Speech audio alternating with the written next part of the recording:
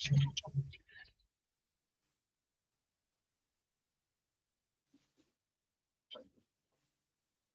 morning. Good morning, Miss. Good morning. Good morning. Good morning, ma'am. Good morning, Miss. Good morning, ma'am. Okay, നമ്മള് കഴിഞ്ഞ ക്ലാസ്സില് നമ്മുടെ chapter complete ആയില്ലല്ലോ. ഒരു 2-3 points കൂടി ഇല്ലേ? Good morning, ma'am. ഉണ്ട് മാം. ഓക്കെ, ശരി. എത്ര പോയിന്റ്സ് നമ്മൾ പറഞ്ഞു നിർത്തിയത്? Yes, ma'am. 17 കംപ്ലീറ്റ് ആയിരുന്നു. 17 കംപ്ലീറ്റ് ആയി. ശരി. 18th പോയിന്റ് തൊട്ട് ഇടണ്ട. 18th പോയിന്റ് തൊട്ട് അല്ലേ? ശരിയല്ലേ? ഓക്കെ, ഇപ്പോ 17th ക്ലിയർ ആണോ? ഇപ്പൊ ഏതൊക്കെ സിറ്റുവേഷൻസിലാണ് നമുക്കൊരു കൺസേൺ ആവശ്യമില്ലാത്ത വരുന്ന സിറ്റുവേഷൻസ് ഏതൊക്കെയാ? ഏതൊക്കെ സിറ്റുവേഷൻസിലാണ് കൺസേൺ ആവശ്യമില്ലാത്തത്? ഒരു എമർജൻസി, മെഡിക്കൽ എമർജൻസി സിറ്റുവേഷനില് ശരിയാണ്. അടുത്തത് ഇമിഗ്രൻസിന്റെ കേസുകളില്.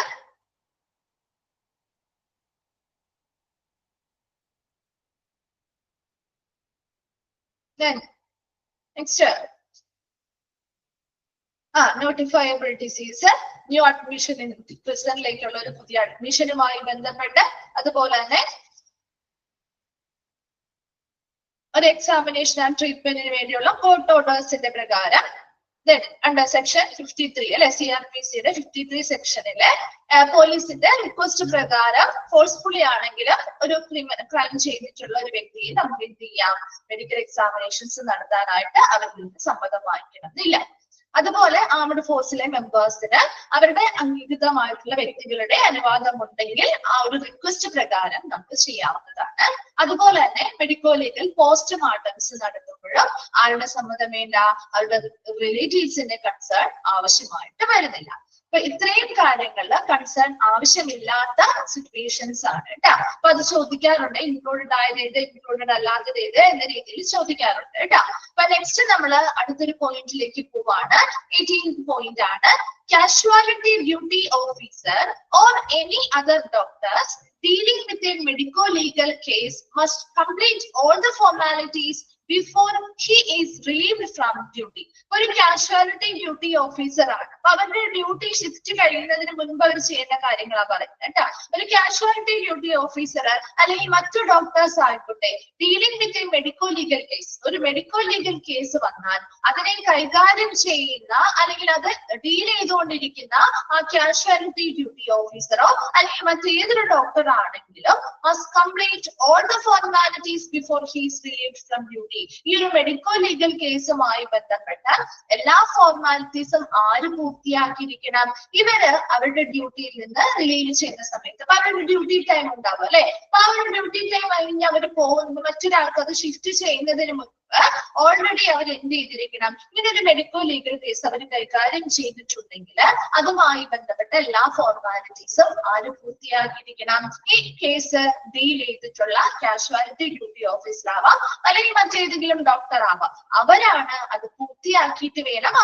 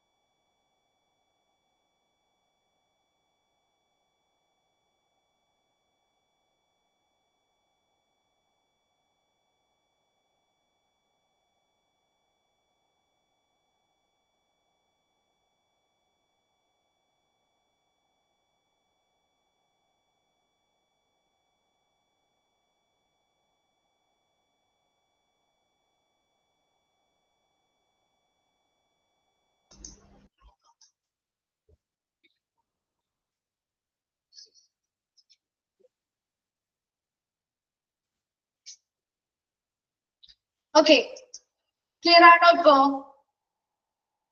കേൾക്കാൻ പറ്റുന്നില്ലേ? ഓക്കെ, ശരി. ഓക്കെ, അപ്പൊ നമ്മൾ 18th പോയിന്റ് ആണ് പറഞ്ഞുകൊണ്ടിരുന്നത്. എന്താ പറഞ്ഞ, ഒരു കാഷ്വാലിറ്റി ഡ്യൂട്ടി ഓഫീസർ അല്ലെങ്കിൽ മറ്റേതൊരു ഡോക്ടർ ആണോ ആ ഒരു മെഡിക്കോ ലീഗൽ കേസ് വന്നാൽ അവൻ ഏത് ഡോക്ടർ ആണോ അത് കൈകാര്യം ചെയ്യുന്നത്, ആ ഡോക്ടേഴ്സ് എന്ത് ചെയ്യണം, അവരവരുടെ ഡ്യൂട്ടിയിൽ നിന്ന് പോകുന്നതിന് മുൻപായിട്ട് ആ മെഡിക്കോ ലീഗൽ കേസുമായി ബന്ധപ്പെട്ട എല്ലാ ഫോർമാലിറ്റീസും പൂർത്തിയാക്കിയിരിക്കണം. And it is mandatory on the part of the CMO to put the time of arrival of patients in the casualty register. അതുപോലെ തന്നെ വളരെ നിർബന്ധമായിട്ടും CMOയുടെ ഭാഗത്ത് നിന്ന് ചെയ്യേണ്ട ഒരു കാര്യമാണ് put the time of the arrival of patients in the casualty register. Casualty രജിസ്റ്ററിൽ ആ പേഷ്യന്റ് എപ്പോഴാണോ വന്നിരിക്കുന്നത് ആ ഒരു ടൈം ഓഫ് അറൈവൽ, ആ ഒരു സമയം കൃത്യമായിട്ട് എന്ത് ചെയ്യണം, നിർബന്ധമായിട്ടും രേഖപ്പെടുത്തിയിരിക്കണം. അത് ആ ഒരു CMOയുടെ ഭാഗത്ത് നിന്ന് മാൻഡേറ്ററി ആയിട്ട് നിർബന്ധമായിട്ടും ചെയ്യേണ്ട ഒരു കാര്യമാണ്. അപ്പൊ 18ാമത്തെ പോയിന്റിലെ 18th പോയിന്റിൽ ഇത്തരം കാര്യങ്ങൾ, 2 കാര്യങ്ങളാണ് പറയുന്നത്. ഒന്നാമത്തെ കാര്യം, ഒരു മെഡിക്കോ ലീഗൽ കേസുമായി ബന്ധപ്പെട്ട് അത് ഡീൽ ചെയ്ത് അല്ലെങ്കിൽ അതിനെ കൈകാര്യം ചെയ്യുന്ന കാഷ്വാലിറ്റി ഡ്യൂട്ടി ഓഫീസറോ അല്ലെങ്കിൽ മറ്റേതൊരു ഡോക്ടർ ആണെങ്കിലും അവരവരുടെ ഡ്യൂട്ടി കഴിഞ്ഞ് പോകുന്നതിന് മുൻപായിട്ട് അതുമായി ബന്ധപ്പെട്ട എല്ലാ ഫോർമാലിറ്റീസും പൂർത്തിയാക്കിയിരിക്കണം. രണ്ടാമത്തെ കാര്യം പറയുന്നത്, CMOയുടെ ഭാഗത്തു നിന്നും നിർബന്ധമായിട്ടും ചെയ്യേണ്ട ഒരു കാര്യമാണ്, എപ്പോഴാണോ ആ ഒരു പേഷ്യന്റിനെ കാഷ്വാലിറ്റിയിലേക്ക് കൊണ്ടുവരുന്നത് ആ സമയം, ആ ഒരു ടൈം ഓഫ് അറൈവല് നിർബന്ധമായിട്ടും ആ ഒരു കാഷ്വാലിറ്റി രജിസ്റ്ററിൽ രേഖപ്പെടുത്തിയിരിക്കണം. ക്ലിയർ ആണോ 18th പോയിന്റ്?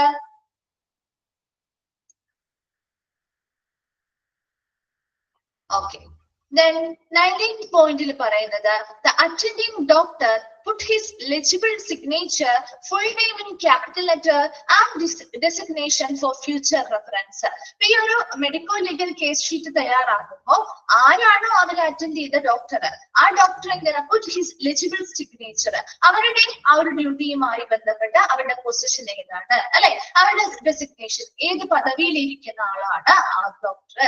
അവർക്ക് അത് നമുക്കറിയാലോ, ഇപ്പൊ ഒരു ഡോക്ടറുടെ പേര്, അവരുടേതായിട്ടുള്ള അവരുടെ ഡെസിഗ്നേഷൻസ്, അല്ലെ, അവർ പല രീതിയിലുള്ള മാസ്റ്റേഴ്സും കാര്യങ്ങളൊക്കെ എടുത്തിട്ടുണ്ട്. അവർക്ക് ഏതെങ്കിലും മേഖലയിൽ പ്രത്യേകമായിട്ട് സ്പെഷ്യലൈസ്ഡ് ആയിട്ടുള്ളവരാണെങ്കിൽ അങ്ങനെ കൃത്യമായിട്ട് അവിടെ എന്ത് ചെയ്തിരിക്കണം, അവിടെ രേഖപ്പെടുത്തിയിരിക്കണം. അതുപോലെ തന്നെ അവരുടെ ലീഗൽ ആയിട്ടുള്ള സിഗ്നേച്ചറും ഫുൾ നെയിം, ക്യാപിറ്റൽ ലെറ്റേഴ്സിൽ ഫുൾ നെയിമും എഴുതണം, അവരുടെ സിഗ്നേച്ചർ വേണം, അവരുടെ പദവി എന്താണോ ആ ഒരു സ്ഥാപനത്തിൽ അവരുടെ പദവി എന്താണ് അതും കൃത്യമായിട്ട് ആ ഒരു കേസ് ഷീറ്റുമായി ബന്ധപ്പെട്ട് എന്ത് ചെയ്യണം, രേഖപ്പെടുത്തിയിരിക്കണം. ഫോർ ഫ്യൂച്ചർ റെഫറൻസ് ആണ്, ഭാവിയിലേക്ക് എന്തെങ്കിലും റെഫറൻസിന് ആവശ്യമായി വരികയാണെങ്കിൽ ഇത് നമുക്ക് യൂസ് ചെയ്യാൻ പറ്റും. പ്രത്യേകിച്ച് ഒരു മെഡിക്കോ ലീഗൽ കേസ് ഒക്കെ ആവുമ്പോൾ അതൊരു എവിഡൻസിന് വേണ്ടിയിട്ട് ഈ പറയുന്ന പോലെ കേസ് ഷീറ്റും കാര്യങ്ങളൊക്കെ കൊണ്ടുപോകും. അപ്പൊ അതുമായി ബന്ധപ്പെട്ട് ചിലപ്പോൾ എന്തെങ്കിലും ലീഗൽ ഫോർമാലിറ്റീസിന്റെ ഭാഗമായിട്ട് ഇവരെ കോണ്ടാക്ട് ചെയ്യണം, അല്ലെങ്കിൽ ഡോക്ടേഴ്സിനുമായി ബന്ധപ്പെട്ട ഒരു എവിഡൻസ് തെളിവുകൾ എടുക്കണം എന്നൊക്കെ ഉണ്ടെങ്കിൽ ഭാവിയിൽ നമുക്ക് അത് ഉപകാരപ്പെടുന്നതിന് വേണ്ടിയിട്ടാണ്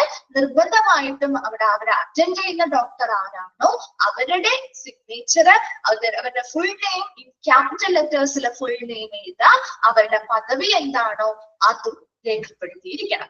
ക്ലിയർ ആണോ 19th പോയിന്റ്? ഓക്കെ.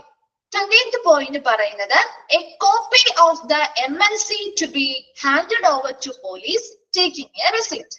ഈ ഒരു MLC record, medico legal case sheet അല്ലെങ്കിൽ ആ ഒരു MLC റെക്കോർഡിന്റെ ഒരു കോപ്പി ഓൾറെഡി ഹോസ്പിറ്റലിലാണ് അതിന്റെ കോപ്പി ഉള്ളത്, അല്ലെ, അതിന്റെ ഒരു കോപ്പി നമ്മൾ ആർക്ക് കൊടുക്കണം, പോലീസിന് ഹാൻഡ് ഓവർ ചെയ്യണം, കൈമാറണം. അപ്പൊ കൈമാറുന്ന സമയത്ത് ടേക്കിംഗ് എ റെസിപ്റ്റ്, അവരിൽ നിന്നൊരു റെസിപ്റ്റ് വാങ്ങിയിട്ടാണ് നമ്മൾ അത് കൈമാറുന്നത്. കാരണം അതൊരു തെളിവാണ്, നമ്മൾ അങ്ങനെ ഒരു കോപ്പി പോലീസിന് നൽകിയിട്ടുണ്ട്. ആർക്കുള്ള തെളിവ്? ഹോസ്പിറ്റലുകാർക്ക്. അപ്പൊ പിന്നീട് പറയാൻ പാടില്ല ഹോസ്പിറ്റലുകാര് ആ ഒരു എന്താണ് ആ ഒരു കോപ്പി തന്നിട്ടില്ല എന്ന് പറയാതിരിക്കാൻ വേണ്ടിയിട്ടാണ് അവർക്ക് ഈ ഒരു MLCയുടെ കോപ്പി എന്ത് ചെയ്യുന്നു, നമ്മൾ പോലീസിന് ഹാൻഡ് ഓവർ ചെയ്യും, ഹോസ്പിറ്റലുകാർ ഹാൻഡ് ഓവർ ചെയ്യും. അങ്ങനെ ഹാൻഡ് ഓവർ ചെയ്യുന്ന സമയത്ത് അവരിൽ നിന്നൊരു റെസിപ്റ്റ് വാങ്ങിയ ശേഷമാണ്, അതായത് അവർക്ക് കിട്ടി അല്ലെങ്കിൽ റെസീവ്ഡ് ആയി എന്നുള്ള രീതിയിലുള്ള ഹാൻഡ് ഓവർ ചെയ്തതിന്റെ ഒരു തെളിവായിട്ട് ഒരു റെസിപ്റ്റ് വാങ്ങിയിട്ടാണ് ആ ഒരു പോലീസിന് ആ ഒരു കോപ്പി നമ്മുടെ ഹാൻഡ് ഓവർ ചെയ്ത് അല്ലെങ്കിൽ കൈമാറ്റം ചെയ്ത് നൽകുന്നത്. ആ ഒരു 3 പോയിന്റ് വേഗം ഒന്ന് വായിച്ചു നോക്കി. ലാസ്റ്റ് ഒരു പോയിന്റ് കൂടി അതൊന്ന് മിസ് പറഞ്ഞ കേട്ടോ. Non MLC should be back dated. അതായത് ഒരു MLC നമുക്ക് എന്ത് ചെയ്യാൻ പറ്റില്ല, ബാക്ക് ഡേറ്റഡ് ആക്കാൻ പറ്റില്ല. അതായത് പഴയപടിയാക്കാൻ പറ്റില്ല എന്ന് വെച്ചാൽ അതിൽ തിരുത്തലുകൾ നടക്കാൻ പറ്റില്ല എന്നാണ് ഉദ്ദേശിക്കുന്നത്. അപ്പൊ നമുക്കൊരു MLC റെക്കോർഡ് ക്രിയേറ്റ് ചെയ്ത് കഴിഞ്ഞാൽ അതെന്നും അത് വളരെ കോൺഫിഡൻഷ്യൽ ആയിട്ട്, അതുപോലെ തന്നെ അതിന്റെ ക്രെഡിബിലിറ്റി അല്ലെ, അതിന്റെ ആ ഒരു രഹസ്യ സ്വഭാവം, അതുപോലെ തന്നെ ആ ഒരു ലീഗൽ പരമായിട്ടുള്ള ആസ്പെക്ട്സ് എല്ലാം മാനിച്ചുകൊണ്ട് അത് അതുപോലെ തന്നെ മെയിൻറ്റെയിൻ ചെയ്യുക എന്നുള്ളതാണ്. അപ്പൊ അതൊരു എവിഡൻസ് വേണ്ടി നമ്മൾ യൂസ് ചെയ്യുന്നത് കൊണ്ട് തന്നെ അതിൽ യാതൊരുവിധ മാറ്റങ്ങളോ കാര്യങ്ങളോ ഒന്നും ചെയ്യാൻ പാടില്ല. അതാണ് ഇവിടെ ഉദ്ദേശിക്കുന്നത്. അത് നമ്മുടെ ആ ഒരു എത്തിക്കൽ ആ ലീഗൽ പരമായിട്ടുള്ള ആസ്പെക്ടുകളെ എന്ത് ചെയ്യുന്നുണ്ട്, ബാധിക്കുന്നത് കൊണ്ട് തന്നെ ഒരിക്കലും അത് എന്ത് ചെയ്യാൻ പാടില്ല, അതിലെ സമയത്തിൽ വ്യത്യാസങ്ങൾ വരുത്താനോ അല്ലെങ്കിൽ മറ്റെന്തെങ്കിലും കാര്യങ്ങൾ കൂട്ടിച്ചേർക്കാനോ അല്ലെങ്കിൽ തിരുത്തലുകൾ നടത്താനോ ഒന്നും എന്ത് പാടില്ല, ഒരു MLC റെക്കോർഡിൽ ചെയ്യാൻ പാടില്ല എന്നാണ് പറയുന്നത്. വേഗം ഒന്ന് വായിച്ചു നോക്കി.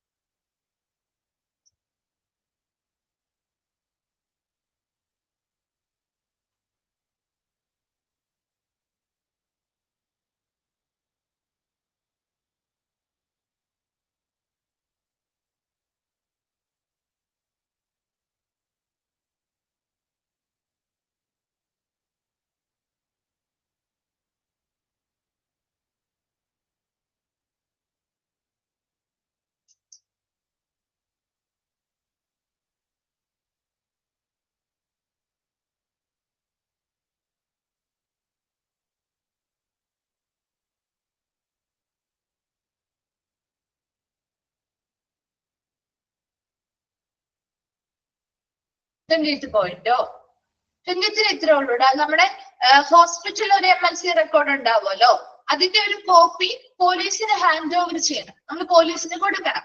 ആ കോപ്പി കൊടുക്കുന്ന സമയത്ത് പോലീസിന് അത് കിട്ടി എന്നുള്ള തെളിവ് അവർക്ക് വേണം. ഹോസ്പിറ്റലുകാരത് കൊടുത്തു എന്ന് അവർക്ക് ഇതൊരു തെളിവ് വേണം. ഇപ്പൊ നമ്മളാണെങ്കിൽ എന്ത് കൊടുക്കുമ്പോൾ ഒരു റെസിപ്റ്റ് വാങ്ങാറില്ലേ, അതുപോലെ തന്നെ പോലീസിന് ഈ ഒരു കോപ്പി കൊടുക്കുമ്പോൾ അവരിൽ നിന്ന് കിട്ടിയിട്ടുണ്ട് എന്നൊരു റെസിപ്റ്റ് വാങ്ങിയിട്ട് വേണം അത് ഹാൻഡ് ഓവർ ചെയ്യാനായിട്ട്. ഓക്കെ. രണ്ടാമത്തെ നെക്സ്റ്റ് പറഞ്ഞ no MLC should be back dated എന്ന് പറഞ്ഞാൽ ഒരിക്കലും ഒരു MLC റെക്കോർഡ് എന്ന് പറഞ്ഞാൽ വളരെ ആക്യുറേറ്റ് ആയിട്ട് നമ്മൾ വളരെ കൃത്യതയോടുകൂടി തയ്യാറാക്കേണ്ട ഒരു സാധനമാണ്. അപ്പൊ അതുകൊണ്ട് തന്നെ അതിൽ യാതൊരുവിധ തിരിമറികളോ അല്ലെങ്കിൽ തിരുത്തലുകളോ കാര്യങ്ങളോ ഒന്നും പിന്നീട് ചെയ്യാൻ പാടില്ല. കാരണം ഇത് ഇൻവെസ്റ്റിഗേഷൻസിന് വേണ്ടി നമ്മൾ യൂസ് ചെയ്യാറുണ്ട്. അതുപോലെ പല ഇൻവെസ്റ്റിഗേഷൻ ലീഗൽ പ്രൊസീഡിങ്സിന് വേണ്ടി എടുക്കാറുണ്ട്.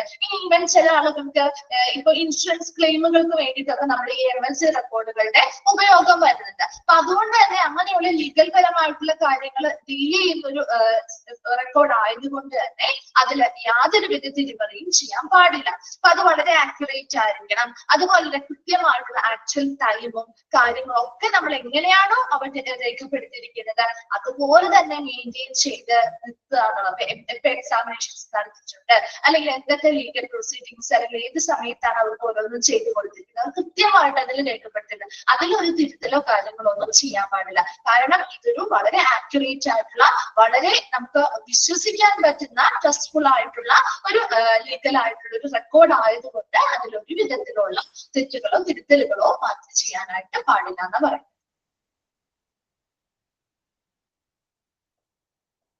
ക്ലിയർ ആണോ ഫസാന?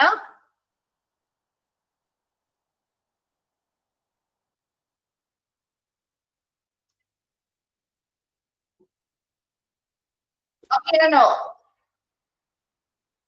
ഓക്കെ, ക്ലിയർ അല്ലേ? റിപ്ലൈ ചെയ്ത് എല്ലാവരും.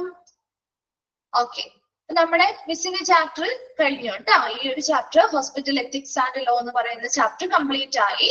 അപ്പൊ വലിയ ചാപ്റ്റർ ഒന്നുമല്ല, എന്നാൽ അത്യാവശ്യം കാര്യങ്ങൾ പഠിക്കാനുള്ള ഒരു ചാപ്റ്റർ കൂടിയാണ് അല്ലെ. അപ്പൊ അതില് പ്രധാനമായിട്ടും നിങ്ങൾ ഈ പറയുന്ന ഈ ഭാഗത്ത് നമുക്ക് ഇമ്പോർട്ടന്റ് ആയിട്ടുള്ള പോയിന്റുകൾ ഉൾപ്പെടുത്തി മിസ് മോക്ക് ടെസ്റ്റിന് ക്വസ്റ്റ്യൻസ് ഇട്ടിട്ടുണ്ട്. അപ്പൊ അത് തന്നെ ഒന്ന് നോക്കിയാൽ മതി കേട്ടോ. അപ്പൊ അത് ഇമ്പോർട്ടന്റ് ആയിട്ടുള്ള ഭാഗങ്ങളിൽ നിന്ന് തന്നെ മിസ് ഇട്ടിരിക്കുന്നത്. ബാക്കി നിങ്ങളൊന്ന് വായിച്ച് മനസ്സിലാക്കി വെച്ചാൽ മതി. അതുപോലെ തന്നെ നിങ്ങൾ ആക്ടുകൾ ഇമ്പോർട്ടന്റ് ആണ് കേട്ടോ. ഈ ഒരു ചാപ്റ്ററിൽ നിങ്ങൾ ഏതൊരു ഒരു ആക്ടും വിട്ട് കളയരുത്. ഏതൊരു ആക്ടും നമുക്ക് ചോദിക്കാം, അതിന്റെ ഇയറും അതുപോലെ തന്നെ ഡേറ്റ് തന്നിട്ടുണ്ടെങ്കിൽ ആ ഡേറ്റ് മിസ് പറഞ്ഞു തന്നിട്ടുള്ള പഠിപ്പിക്കുന്ന സമയത്ത് തന്നെ ഓൾറെഡി നോട്ട് ചെയ്യാൻ പറഞ്ഞിട്ടുണ്ടായിരുന്നു. അപ്പൊ അത് എന്തായാലും നോക്കി വെക്കണം കേട്ടോ. ആക്ടുകളാണ് കൂടുതലും ചോദിക്കാറ്. അപ്പൊ ആ ആക്ട് എന്താണ്, അല്ലെങ്കിൽ എന്തിനു വേണ്ടിയുള്ള ആക്ട് ആണ്, ഏത് വർഷമാണ് പ്രാബല്യത്തിൽ വന്നത്, അങ്ങനെയുള്ള കാര്യങ്ങൾ ഇപ്പൊ ഇതിൽ തന്നെ നോക്കി വയ്ക്കേണ്ടത്. നിങ്ങൾക്ക് സെപ്പറേറ്റ് ആയിട്ട് ഒരു ബുക്ക് എടുത്ത് എഴുതി പഠിക്കേണ്ടവരാണെങ്കിൽ അങ്ങനെയും ചെയ്യും കേട്ടോ. മറന്നു പോവാണെങ്കിൽ ഒന്നും കൂടി റിപ്പീറ്റ് ചെയ്ത് ഇപ്പൊ ഇന്ന് പഠിച്ചു, നമുക്ക് ചിലപ്പോൾ ആക്ട് ആണ് സ്വാഭാവികമായിട്ടും ഇയറൊക്കെ മാറിപ്പോവാം അല്ലെ. അപ്പൊ 1-2 ദിവസം കഴിയുമ്പോൾ ഒന്നും കൂടി അതൊന്ന് റിവൈസ് ചെയ്യും. അപ്പൊ ഇപ്പോഴേ തുടങ്ങി കുറച്ചൊന്ന് പഠിച്ചു വെച്ചേക്കാം കേട്ടോ. ഒരുമിച്ച് ഇന്ന് പഠിക്കാൻ നിൽക്കാതെ കുറച്ച് ബുദ്ധിമുട്ടുള്ള ഭാഗങ്ങളൊക്കെ ഒന്ന് നോക്കി വെക്കാം കേട്ടോ. അപ്പൊ മിസ് ഈ ഒരു ചാപ്റ്റർ കംപ്ലീറ്റ് ആയി. ഇനി നിങ്ങൾക്ക് അതിലെ മിസ്സിന്റെ വേറൊരു ചാപ്റ്റർ സ്റ്റാർട്ട് ചെയ്യാനില്ലേ? Behaviour, organisation behaviour, second chapter അല്ലെ?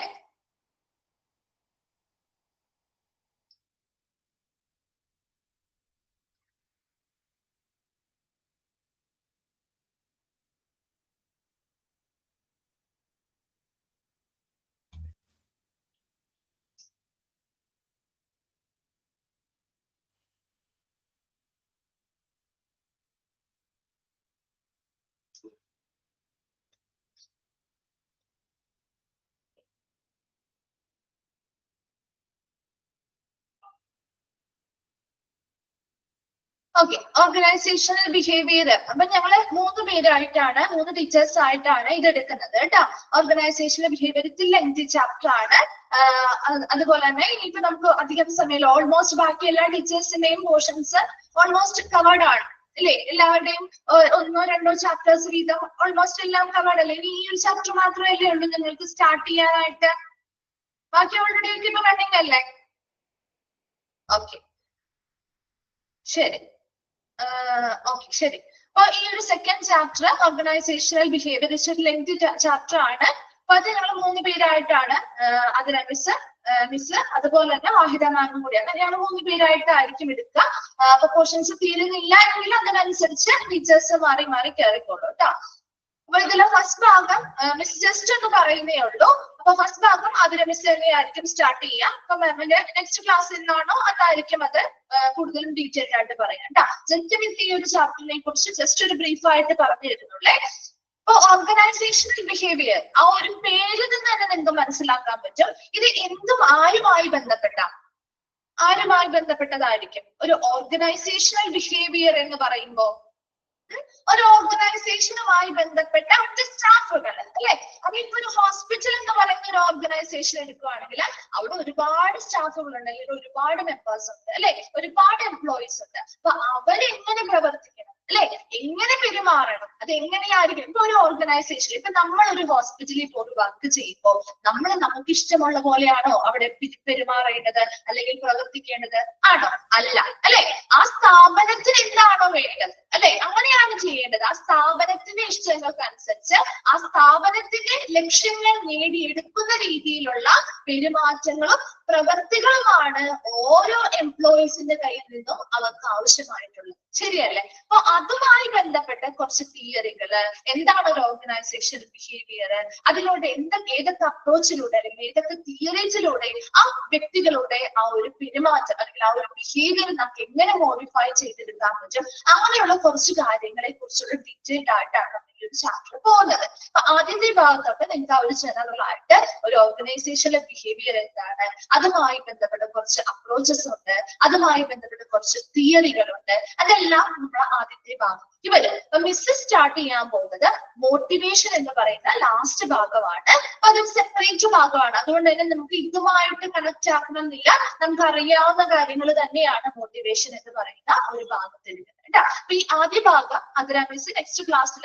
നിങ്ങൾക്ക് എന്നാണോ മിസ്സിന്റെ അവർ ഉള്ളത് ആ സമയത്തായിരിക്കും കേട്ടോ സ്റ്റാർട്ട് ചെയ്യാം. ജസ്റ്റ് മിസ് ഒന്ന് പറഞ്ഞു തന്നുള്ളൂ ആ ഒരു ചാപ്റ്ററിന്റെ ഒരു ഔട്ട്ലൈൻ ആയിട്ട്. അപ്പൊ അതുമായി ബന്ധപ്പെട്ട പേരിൽ നിന്ന് നിങ്ങൾ മനസ്സിലാക്കിയാൽ മതി ഒരു ഓർഗനൈസേഷനിൽ എങ്ങനെയാണോ എംപ്ലോയീസ് അല്ലെങ്കിൽ ഓഫീസ് സ്റ്റാഫുകൾ ബിഹേവ് ചെയ്യേണ്ടത് ആ ഓർഗനൈസേഷന് വേണ്ടിയിട്ടുള്ള രീതിയിലായിരിക്കണം അവരുടെ ഗോൾസ് അല്ലെങ്കിൽ ലക്ഷ്യങ്ങൾ അച്ചീവ് ചെയ്യുന്ന അല്ലെങ്കിൽ നേടിയെടുക്കുന്നതിന് വേണ്ടി എങ്ങനെ അവരെ പെരുമാറണം, എങ്ങനെ പ്രവർത്തിക്കണം, അതിനുവേണ്ടി ഒരുപാട് കാര്യങ്ങൾ ആ സ്ഥാപനം ചെയ്തു കൊടുക്കേണ്ടതായിട്ടുണ്ട് അല്ലേ.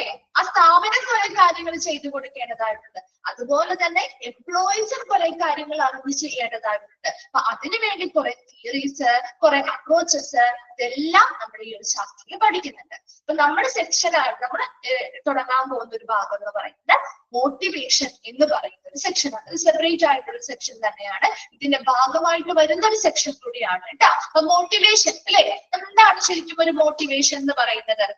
എന്താണ് മോട്ടിവേഷനെ കുറിച്ച് നിങ്ങൾക്ക് എന്താണ് അറിയാവുന്നത്? അതാദ്യം ഒന്ന് ഷെയർ ചെയ്യാം. അതിനുശേഷം നമ്മൾ പറയുന്നതായിരിക്കും കുറച്ചും കൂടി ബെറ്റർ എന്ന് തോന്നുന്നു.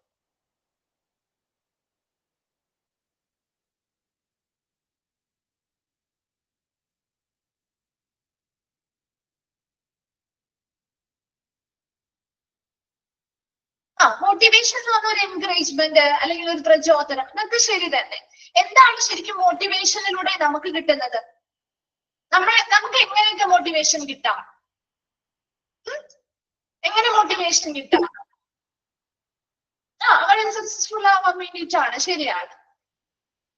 നമുക്കൊരു അഡ്വൈസ് കിട്ടുക, അല്ലെങ്കിൽ നമുക്ക് ഒരു സെൽഫ് മോട്ടിവേഷൻ ഉണ്ട്, അല്ലെങ്കിൽ ഒരു എക്സ്റ്റേണൽ ആയിട്ടുള്ള ഒരു മോട്ടിവേഷൻ ഉണ്ട് അല്ലെ. നമുക്ക് മറ്റാരെങ്കിലും നമുക്ക് പ്രചോദനങ്ങൾ തരാറുണ്ട്, ശരിയല്ലേ?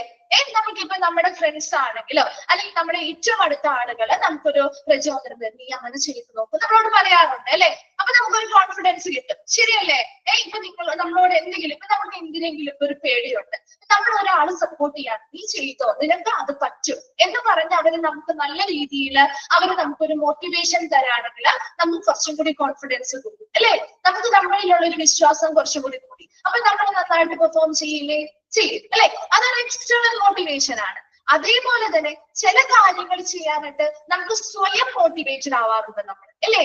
എനിക്ക് ചെയ്യണം എന്ന് ചില കാര്യങ്ങൾ നമുക്ക് തോന്നാറില്ലേ? ഇതെനിക്ക് നേടിയെടുക്കാൻ പറ്റും എന്ന് നമുക്ക് സ്വയം തോന്നാറുള്ള ചില കാര്യങ്ങളുണ്ട് അല്ലെ. അപ്പൊ അത് സെൽഫ് മോട്ടിവേഷൻ ആണ്. അങ്ങനെ പല രീതിയിലുള്ള മോട്ടിവേഷൻസ് ഉണ്ട്. ഒരു സ്ഥാപനത്തിൽ വർക്ക് ചെയ്യുമ്പോൾ പ്രത്യേകിച്ച് ഇവിടെ അതിനെ കുറിച്ചാണ് നമ്മൾ പഠിക്കുന്നത്. ഒരു സ്ഥാപനത്തിൽ നമ്മൾ വർക്ക് ചെയ്യുമ്പോൾ ഇവിടെ നമ്മൾ ഹോസ്പിറ്റലുമായി ബന്ധപ്പെട്ടാണ്, ഹോസ്പിറ്റലിലല്ല ഏതൊരു സ്ഥാപനത്തിൽ വർക്ക് ചെയ്യുമ്പോഴും നമുക്ക് കുറെ കാര്യങ്ങൾക്ക് നമുക്ക് പ്രചോദനങ്ങൾ ആവശ്യമായിട്ട് വരും ഇല്ലേ.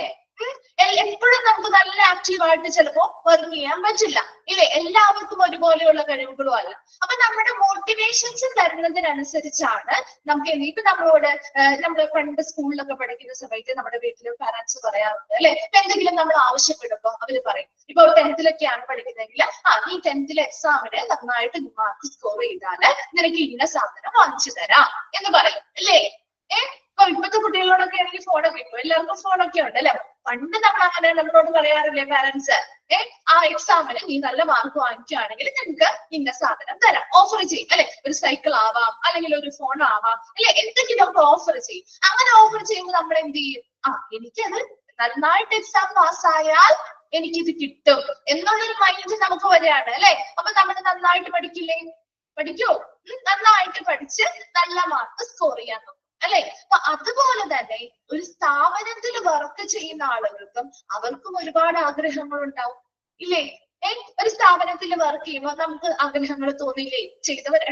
വർക്ക് ചെയ്തവർക്കൊക്കെ ആണെങ്കിൽ അറിയാം, കുറച്ച് നാളെ കുറച്ച് നമ്മുടെ ജോലി കൂടുന്നതിനനുസരിച്ച് നമുക്ക് സാലറിയിൽ ഒരു ഇൻക്രിമെന്റ് ഉണ്ടാവുക, അല്ലെങ്കിൽ നമുക്കൊരു പ്രൊമോഷൻ കിട്ടുക. ഇതെല്ലാം നമ്മളൊരു ജോലിയിൽ നമ്മൾ ചെയ്തുകൊണ്ടിരിക്കുമ്പോൾ നമുക്ക് തോന്നുന്ന ആഗ്രഹങ്ങളാണ്, ശരിയല്ലേ. അപ്പൊ അങ്ങനെ ഒരു ആഗ്രഹം നമ്മുടെ ഉള്ളിൽ ഉണ്ടായാൽ അത് നിറവേറ്റി നൽകും എന്നുണ്ട് എങ്കില് അപ്പൊ അവര് എംപ്ലോയീസിനോട് അവിടുത്തെ മാനേജ്മെന്റ് പറയാണ്, നിങ്ങൾ ഇന്നൊരു ജോലി നിങ്ങൾക്ക് ഒരു ടാസ്ക് തരാണ്, ആ ഒരു ടാസ്ക് ഇത്ര ദിവസത്തിനുള്ളിൽ അല്ലെങ്കിൽ ഇത്ര മാസത്തിനുള്ളിൽ നിങ്ങൾ പൂർത്തിയാക്കുകയാണെങ്കിൽ നിങ്ങൾക്ക് ഒന്നുകിൽ ഒരു പ്രൊമോഷൻ തരാം, അല്ലെങ്കിൽ നിങ്ങൾക്ക് നിങ്ങളുടെ സാലറിയിൽ ഒരു ഇൻക്രിമെന്റ്, ഒരു വർധനം ഉണ്ടാക്കാം എന്ന് പറയുകയാണെങ്കിൽ ആ ഒരു എംപ്ലോയീസ് നന്നായിട്ട് വർക്ക് ചെയ്യോ ചെയ്യാതിരിക്കും? നന്നായിട്ട് വർക്ക് ചെയ്യും അല്ലെ? കാരണം അത് നമ്മുടെ ആഗ്രഹം നിറവേറ്റുന്നതിന് വേണ്ടിയിട്ടുള്ള ഒരു ടാസ്ക് ആണ്. ശരിയല്ലേ? അപ്പൊ നമ്മുടെ ആഗ്രഹം നിറവേറ്റുന്നതിന് വേണ്ടി എന്ത് രീതിയിലുള്ള കാര്യങ്ങൾ ചെയ്യാൻ പറഞ്ഞാലും നമ്മൾ ചെയ്യും അല്ലെ? ഇപ്പൊ നമ്മുടെ എത്ര ബുദ്ധിമുട്ടാണെങ്കിലും നമുക്ക് കഷ്ടപ്പെട്ടാണെങ്കിലും നമ്മൾ എന്ത് ചെയ്യും? നമ്മൾ വളരെ ചിലപ്പോൾ നമ്മൾ നോർമൽ ആയിട്ട് ചെയ്തതിൽ കൂടുതൽ വർക്ക് ചെയ്യുന്നതായിട്ട് വരാം. പക്ഷെ അവിടെ നമ്മൾ എന്താ ചിന്തിക്കുന്നത്? നമ്മുടെ ആ ഒരു ആഗ്രഹം സാലറി വർദ്ധിപ്പിക്കണം എന്നുള്ളൊരു ആഗ്രഹം നമ്മുടെ മനസ്സിലുണ്ടായിരുന്നു. അപ്പൊ അത് നിറവേറ്റണമെങ്കിൽ നമ്മൾ ഈ ടാസ്ക് ചെയ്താലേ പറ്റുള്ളൂ അല്ലെ? അതുകൊണ്ട് നമ്മൾ എന്ത് ചെയ്യും? എത്ര കഷ്ടപ്പെട്ടാണെങ്കിലും ആ ഒരു ജോലി പൂർത്തിയാക്കാൻ ശ്രമിക്കും. ശരിയല്ലേ? അല്ലെങ്കിൽ നമുക്കൊരു പ്രൊമോഷൻ ആണ് ആവശ്യമായിട്ടുള്ളതെങ്കിൽ നമ്മൾ അതിനു വേണ്ടിയിട്ട് നന്നായിട്ട് വർക്ക് ചെയ്യും അല്ലെ? അപ്പൊ എപ്പോഴും ഒരു സ്ഥാപനത്തിലെ ഏറ്റവും കൂടുതൽ അവിടുത്തെ വർക്കേഴ്സ് നന്നായിട്ട് വർക്ക് ചെയ്യണം. അത് എങ്ങനെ വർക്ക് ചെയ്യണം? ആ സ്ഥാപനത്തിന് ഇഷ്ടമുള്ള രീതിയിൽ അല്ലെങ്കിൽ അവരുടെ ഗോൾസ് അച്ചീവ് ചെയ്യുന്ന രീതിയിൽ അവിടുത്തെ ജീവനക്കാരെ വർക്ക് ചെയ്യണമെങ്കിൽ നമ്മൾ അവർക്ക് കൊടുക്കേണ്ട ഏറ്റവും ഒന്നാണ് മോട്ടിവേഷൻ അല്ലെങ്കിൽ പ്രചോദനം. അപ്പൊ പല രീതിയിൽ നമുക്ക് മോട്ടിവേഷൻസ് കൊടുക്കാം അല്ലെ? ഇപ്പൊ നമുക്ക് സംസാരത്തിലൂടെ നമുക്ക് പറഞ്ഞ പോലെ വാഗ്ദാനങ്ങളിലൂടെ നമുക്ക് കൊടുക്കാം. അതല്ലാതെ പലരും ഇപ്പൊ അവാർഡുകൾ കൊടുക്കാറുണ്ട് ഇല്ലേ? നന്നായിട്ട് പെർഫോം ചെയ്യുന്ന ആളുകൾക്ക് അവാർഡുകൾ കൊടുക്കാറുണ്ട്. ജസ്റ്റ് ഒരു ഔട്ട്ലൈൻ പറയുന്നതാണ് കേട്ടോ, എന്നാൽ ഇത് പറയുമ്പോൾ മനസ്സിലാവുള്ളൂ. അവാർഡുകൾ കൊടുക്കാറില്ലേ? ഇപ്പൊ ഒരു മാസത്തിൽ നന്നായിട്ട് പെർഫോം ചെയ്യുന്ന ആളുകൾക്ക് നന്നായിട്ട് ബെസ്റ്റ് പെർഫോമർ അവാർഡുകൾ കൊടുക്കാറുണ്ട് അല്ലെ? അതുപോലെ ഇപ്പൊ ഒരു വർഷത്തിലാണെങ്കിൽ ഒരു ആനുവൽ ഇയറിൽ നന്നായിട്ട് പെർഫോം ചെയ്യുന്ന ആളുകൾക്ക് അവാർഡുകൾ കൊടുക്കാറുണ്ട്. അപ്പൊ അങ്ങനെയുള്ള അവാർഡുകൾ ഇപ്പൊ നമ്മൾ ഒരു അഞ്ച് പേരുള്ള ഒരു ഗ്രൂപ്പായിട്ടിരിക്കുകയാണ്. ആ 5 പേരുള്ള ഒരു ഗ്രൂപ്പായിട്ടിരിക്കുമ്പോ അതില് ഒരു വ്യക്തിക്ക് അവാർഡ് കിട്ടുമ്പോ ബാക്കിയുള്ളവർ എന്താണ് ചിന്തിക്കുക? മറ്റുള്ളവർക്ക് ഒരു വിഷമം വരും അല്ലെ? എനിക്ക് കിട്ടിയില്ലല്ലോ. അപ്പൊ അവരെന്ത് ചെയ്യും? അടുത്ത പ്രാവശ്യം അത് എനിക്ക് കിട്ടണം അല്ലേ? അതിനു വേണ്ടിയിട്ട് അവരിൽ മികച്ചതായിട്ട് പെർഫോം ചെയ്യാനായിട്ട് ശ്രമിക്കും. അത് തന്നെയാണ് ഈ മോട്ടിവേഷന്റെ ഒരു ഗുണം എന്ന് പറയുന്നത്. ഒരു പ്രാവശ്യം നമ്മൾ നല്ല മോട്ടിവേഷൻസ് ആണ് കൊടുക്കുന്നതെങ്കിൽ അത് പല രീതിയിലുണ്ട്. അപ്പൊ നല്ല മോട്ടിവേഷൻ ആണ് കൊടുക്കുന്നതെങ്കിൽ അതിനനുസരിച്ച് ആ സ്ഥാപനത്തിന് നല്ല രീതിയിലുള്ള ബെനിഫിറ്റ്സ് ഉണ്ടാക്കാനായിട്ട് ആ എംപ്ലോയീസ് നന്നായിട്ട് വർക്ക് ചെയ്യും. അപ്പൊ നമ്മൾ ഈ ഒരു മോട്ടിവേഷന്റെ ആദ്യത്തെ കുറച്ച് ഭാഗങ്ങളിൽ എന്താണ് മോട്ടിവേഷൻ, അതിന് കുറച്ച് ആളുകൾ പറഞ്ഞിരിക്കുന്ന ഡെഫിനിഷൻസും ഉണ്ട്. അത് മാത്രമാണ് ആദ്യത്തെ ഒരു പേജിൽ പഠിക്കുന്നത്. അതിനുശേഷം നമ്മൾ മോട്ടിവേഷൻ എന്താണ്, അതിലൂടെ നമുക്ക് എന്തൊക്കെ നേടാൻ പറ്റും, അതുമായി ബന്ധപ്പെട്ട് കുറച്ച് ഭാഗങ്ങൾ തിയറിയും കാര്യങ്ങളൊക്കെ ഉണ്ട്. അതിലേക്ക് നമ്മൾ പതുക്കെ കടക്കും കേട്ടോ. ആദ്യത്തെ ഭാഗത്തേക്ക് നോക്കാം.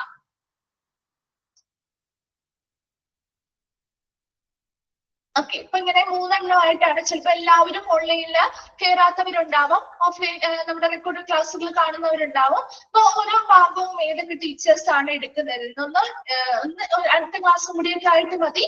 അപ്പൊ ക്ലാസ് ഒന്ന് മിസ്സായി പോവാതിരിക്കാൻ വേണ്ടി നിങ്ങളുടെ ഗ്രൂപ്പുകളിലോ ആരെങ്കിലും ഒന്ന് ഇനിഷ്യേറ്റീവ് എടുത്തിട്ടേക്കണം കേട്ടോ. ഇപ്പൊ ഇന്ന 3 ടീച്ചേഴ്സ് ആണ്, അപ്പൊ ഇന്ന ഭാഗം ഇന്ന ടീച്ചേഴ്സ് ആണ് എടുക്കുന്നത് എന്നൊന്ന് ഗ്രൂപ്പിലൊന്ന് മെൻഷൻ ചെയ്തേക്കണേ. അപ്പൊ മറ്റുള്ളവർക്ക് ഓൺലൈനായിട്ട് കയറാത്തവർക്കാണെങ്കിൽ മിസ്സായി പോവാതിരിക്കാൻ വേണ്ടിയിട്ടാണ് കേട്ടോ. ഓക്കെ, അപ്പൊ മോട്ടിവേഷൻ എന്ന് പറഞ്ഞ ഒരു ഭാഗത്ത് ഫസ്റ്റ് നമുക്കൊരു ഡെഫിനിഷൻ അല്ലെങ്കിൽ ഒരു ഫസ്റ്റ് പാരഗ്രാഫില് എന്താണ് മോട്ടിവേഷൻ എന്നാ പറഞ്ഞിരിക്കുന്നത്. The word motivation originates from the word motive, which is defined as an active form of desire, craving or need which must be satisfied. ഒന്ന് അണ്ടർലൈൻ ചെയ്തിട്ടേ. ഇപ്പൊ മോട്ടിവേഷൻ എന്ന് പറഞ്ഞാൽ മോട്ടിവേഷൻ എന്ന് പറയുന്ന വേർഡ് എന്തിൽ നിന്നാണ് ഒറിജിനേറ്റ് ചെയ്തിരിക്കുന്നത്? ഫ്രം ദ വേർഡ് മോട്ടീവ് അല്ലെ? മോട്ടീവ് എന്ന് പറയുന്നത് ഒരു പ്രേരകം, അല്ലെങ്കിൽ ആ ഒരു മോട്ടീവ് എന്ന് പറയുന്ന വേർഡിൽ നിന്ന് ഒറിജിനേറ്റ് ചെയ്തിരിക്കുന്ന ഒരു വേർഡാണ് മോട്ടിവേഷൻ. ഇനി എന്താണ് അതിന്റെ definition? which is defined as the active form of desire, craving or need which must be satisfied. അതായത് നമുക്ക് സംതൃപ്തിപ്പെടുത്താൻ ഡിസയർ, ഒരു ആഗ്രഹമാവാം, അല്ലെങ്കിൽ ഒരു ആസക്തിയാവാം, അല്ലെങ്കിൽ ഒരു ആവശ്യമാവാം, അതിനെ നിറവേറ്റുന്ന രീതിയിലുള്ള അല്ലെങ്കിൽ അതിനെ സംതൃപ്തിപ്പെടുത്തുന്ന രീതിയിലുള്ള ഒരു ആക്റ്റീവ് ഫോം അല്ലെങ്കിൽ ഒരു സജീവമായിട്ടുള്ള ഒരു രൂപമാണ് മോട്ടിവേഷൻ എന്ന് പറയുന്നത്. എന്ന് വെച്ചാൽ ഇത്രയും മാത്രം സിമ്പിൾ ആയിട്ട് നിങ്ങൾ മനസ്സിലാക്കാം. മോട്ടിവേഷൻ എന്ന് പറഞ്ഞാൽ എന്താ? നമുക്കൊരു ആഗ്രഹം തോന്നും, അല്ലെങ്കിൽ നമുക്കൊരു ആസക്തി തോന്നുന്നു, അല്ലെങ്കിൽ നമുക്കൊരു ആവശ്യമുണ്ട്. ആ ആവശ്യത്തെ സംതൃപ്തിപ്പെടുത്തുന്ന രീതിയിലുള്ള ഒരു ആക്റ്റീവ് ഫോം. മനസ്സിലായോ? ഇപ്പൊ നമുക്കൊരു ആവശ്യമുണ്ട്. ഇപ്പൊ നമ്മൾ നേരത്തെ മിസ് പറഞ്ഞ പോലെ തന്നെ എനിക്ക് പ്രൊമോഷൻ ആണ് ഒരു ആവശ്യം. ആ ഒരു ആവശ്യം അല്ലെങ്കിൽ ആ ഒരു ആഗ്രഹം എന്റെ ഉള്ളിലുണ്ട് ഇല്ലേ? അപ്പൊ ആ ഒരു ആഗ്രഹത്തെ അല്ലെങ്കിൽ ആ ഒരു ആവശ്യത്തെ സംതൃപ്തിപ്പെടുത്തുന്ന അല്ലെങ്കിൽ സാറ്റിസ്ഫൈ ചെയ്യുന്ന ഒരു ആക്റ്റീവ് ഫോം അല്ലെങ്കിൽ ഒരു സജീവ രൂപമാണ് ശരിക്കും മോട്ടിവേഷൻ. ശരിയല്ലേ? അപ്പൊ മോട്ടിവേഷനിലൂടെ നമ്മുടെ ആ ഒരു ആഗ്രഹത്തെ തൃപ്തിപ്പെടുത്താൻ സാധിക്കുന്നുണ്ടെങ്കിൽ അതാണ് മോട്ടിവേഷൻ എന്ന് പറയുന്നത്. മനസ്സിലായോ? അപ്പൊ നമ്മളോട് ആ ഒരു മോട്ടിവേഷനിലൂടെ നമുക്ക് ആ ഒരു മറുപടി തരാണ്. മോട്ടിവേഷൻ തരുന്നത് എങ്ങനെയാ? നിങ്ങൾ നന്നായിട്ട് വർക്ക് ചെയ്താൽ നിങ്ങൾക്ക് പ്രൊമോഷൻ കിട്ടും. അപ്പൊ അതൊരു മോട്ടിവേഷൻ അല്ലേ? അപ്പൊ അവിടെ നമ്മുടെ ആഗ്രഹത്തെ സാറ്റിസ്ഫൈ ചെയ്യുന്നുണ്ടോ? നമ്മുടെ ആ ഒരു ആഗ്രഹം അവിടെ സാറ്റിസ്ഫൈഡ് ആവുകയല്ലേ? അല്ലെങ്കിൽ നമ്മുടെ ആ ഒരു ആസക്തി അവിടെ സാറ്റിസ്ഫൈഡ് ആവുകയാണല്ലേ? അപ്പൊ അങ്ങനെ സാറ്റിസ്ഫാക്ഷൻ കൊടുക്കണം. അപ്പൊ ഒരു വ്യക്തിയുടെ ഒരു ആഗ്രഹമാവാം, അവരുടെ ഒരു ആസക്തിയാവാം, അല്ലെങ്കിൽ അവരുടെ ഒരു ആവശ്യമാവാം, അതിനെ സാറ്റിസ്ഫൈ ചെയ്യുന്ന അല്ലെങ്കിൽ അതിനെ സംതൃപ്തിപ്പെടുത്തുന്ന രീതിയിലുള്ളൊരു ആക്റ്റീവ് ഫോം അല്ലെങ്കിൽ ഒരു പ്രേരകമാണ് ശരിക്കും മോട്ടിവേഷൻ എന്ന് പറയുന്നത്. Okay, then motivation is the key to organizational effectiveness. എപ്പോഴും ഏതൊരു സ്ഥാപനത്തിനെയും, ഒരു ഹോസ്പിറ്റലുമായി ബന്ധപ്പെട്ട് മാത്രം നിങ്ങൾ ചിന്തിക്കേണ്ട, ഏതൊരു സ്ഥാപനത്തിന്റെയും ഒരു കീ ആയിട്ടുള്ള ഒരു വളരെ പ്രധാനപ്പെട്ട ഒരു ഓർഗനൈസേഷണൽ എഫക്റ്റീവ്നെസ്, ആ ഒരു സ്ഥാപനത്തിന്റെ നല്ല കാര്യക്ഷമമായിട്ടും കാര്യപ്രാപ്തിയോടുകൂടിയും ആ ഒരു സ്ഥാപനം നമുക്ക് നന്നായിട്ട് പ്രവർത്തിക്കണമെങ്കിൽ അതിന്റെ ഏറ്റവും പ്രധാനപ്പെട്ട ഒരു ഘടകം തന്നെയാണ് മോട്ടിവേഷൻ നൽകുക എന്നുള്ളത്. And the manager in general has to get the work done through others. അപ്പൊ എപ്പോഴും ഒരു മാനേജറിന്റെ കീഴിൽ ഒരുപാട് ആളുകൾ വർക്ക് ചെയ്യുന്നുണ്ടാവും അല്ലെ? ഒരു മാനേജറിന്റെ കീഴിൽ ഏത് സ്ഥാപനത്തിലും ഒരുപാട് ആളുകൾ വർക്ക് ചെയ്യുന്നുണ്ടാവും. അങ്ങനെ വർക്ക് ചെയ്യുമ്പോൾ ആ ഒരു മാനേജറിന് കിട്ടേണ്ട കാര്യം എന്താ? മറ്റുള്ളവര് നന്നായിട്ട് വർക്ക് ചെയ്യുക എന്നുള്ളതാണ് അല്ലെ? അവരുടെ കീഴിലുള്ള മറ്റുള്ള ആളുകൾ in general has to get the work done through others. മറ്റുള്ളവര് നന്നായിട്ട് അവർക്ക് വർക്ക് ചെയ്ത് കൊടുക്കുക, അതാണ് ആ മാനേജറിന്റെ ആവശ്യം. ശരിയല്ലേ? ആ ഒരു മാനേജറിന്റെ ആവശ്യം അതാണ്. അവരുടെ കീഴിലെ ജീവനക്കാർ, ഇദ്ദേഹത്തിന്റെ കീഴിൽ ജോലി ചെയ്യുന്ന ജീവനക്കാര് നന്നായിട്ട് വർക്ക് ചെയ്ത് നൽകുക, മാനേജർ നൽകുന്ന ജോലികൾ അല്ലെങ്കിൽ ടാസ്കുകൾ നന്നായിട്ട് ചെയ്ത് നൽകുക, അതല്ലേ മാനേജറുടെ ആവശ്യം.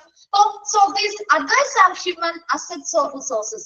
Others മറ്റുള്ളവർ ചെയ്ത് നൽകുക എന്ന് പറയുമ്പോൾ മറ്റുള്ളവരാരാണ്? ഹ്യൂമൻ അസറ്റ്സ് ഓർ റിസോഴ്സസ് ആണ് അല്ലെ? ആ സ്ഥാപനത്തിലെ എംപ്ലോയി, സിമ്പിൾ ആയിട്ട് പറയുന്നത് അവരുടെ സ്റ്റാഫുകളാണ്. ശരിയല്ലേ? അവരുടെ സ്റ്റാഫുകളെയാണ്, അവരാണ് ഈ ജോലി ചെയ്ത് തീർക്കേണ്ടത്. ആണോ? മാനേജർ അതിനുള്ള നിർദ്ദേശങ്ങളോ ടാസ്കുകളോ കാര്യങ്ങളൊക്കെ കൊടുക്കുന്നുണ്ടെങ്കിൽ പോലും അവരാണ്, അതിന്റെ കീഴിലുള്ള വർക്ക് ചെയ്യുന്ന സ്റ്റാഫുകളാണ് ആ ജോലി കംപ്ലീറ്റ് ചെയ്ത് കൊടുക്കേണ്ടത്, പൂർത്തിയാക്കി നൽകേണ്ടത്. So they need to be encouraged to work towards achieving the organizational goals. അതുകൊണ്ട് തന്നെ അവര് നന്നായിട്ട് വർക്ക് ചെയ്യണമെങ്കിൽ അവർക്ക് എന്ത് കൊടുക്കണം? നല്ല എൻകറേജ്മെന്റ് അല്ലെങ്കിൽ പ്രോത്സാഹനങ്ങൾ നൽകണം. എന്നാൽ മാത്രമേ ആ ഓർഗനൈസേഷൻ എന്ത് ഗോളാണോ സെറ്റ് ചെയ്ത് വെച്ചിരിക്കുന്നത്, അല്ലെങ്കിൽ ആ ഓർഗനൈസേഷൻ അല്ലെങ്കിൽ ആ സ്ഥാപനത്തിന്റെ ലക്ഷ്യങ്ങൾ നേടിയെടുക്കണമെങ്കിൽ അവര് നന്നായിട്ട് വർക്ക് ചെയ്യണം. അങ്ങനെ നന്നായിട്ട് അവര് വർക്ക് ചെയ്യണമെങ്കിൽ അവർക്ക് എന്ത് കൊടുക്കണം? നല്ല രീതിയിലുള്ള പ്രോത്സാഹനങ്ങളും പ്രചോദനങ്ങളും നൽകണം. അപ്പൊ ആദ്യത്തെ ഫസ്റ്റ് പാരഗ്രാഫില് മോട്ടിവേഷൻ എന്ന് പറഞ്ഞാൽ, കിട്ടാത്തവരുണ്ടെങ്കിൽ ഒന്നുകൂടി ശ്രദ്ധിക്കാം.